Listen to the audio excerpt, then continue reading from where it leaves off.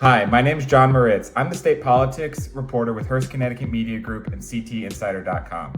Last month, we asked our readers to write in with some of their questions about the upcoming state and presidential election taking place in Connecticut on Tuesday, November 5th. I'm going to read a couple of your questions below and share our answers from our esteemed reporting staff. First up, we have a reader from New Canaan who wrote about their sample ballot, which is available on the Secretary of the State's website. They said, "I don't see where there's room for a write-in candidate's name.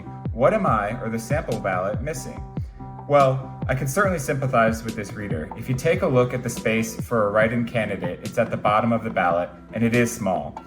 But it's there, and after talking with election officials, my advice is to write small and make sure that your handwriting is legible. Remember, poll workers have to be able to read the name for it to count. Another important thing to know about write-in candidates is that those votes are only counted and recorded if the person whose name you are writing registered ahead of time with the Secretary of the State's office. What questions are on the ballot this year? That's a great question and one I've written several stories about.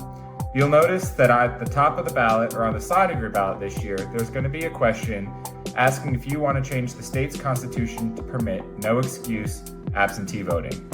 Under our current system, as you may be aware, voters have to provide some type of excuse, such as sickness or travel, in order to cast an absentee ballot.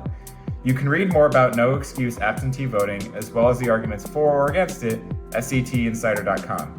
Additionally, some towns may include other questions, such as bonding referendums or charter revisions on the ballot, so be sure to check with your local official or on the sample ballot at the Secretary of the State's website before heading to the polls.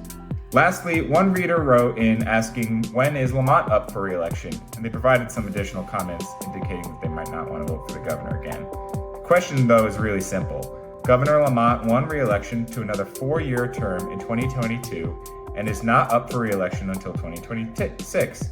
He's not yet said publicly if he'll seek a third term. If you have any more questions, please drop them in the comments or write us using the link in our bio. Check out our complete guide to the 2024 elections at CTinsider.com.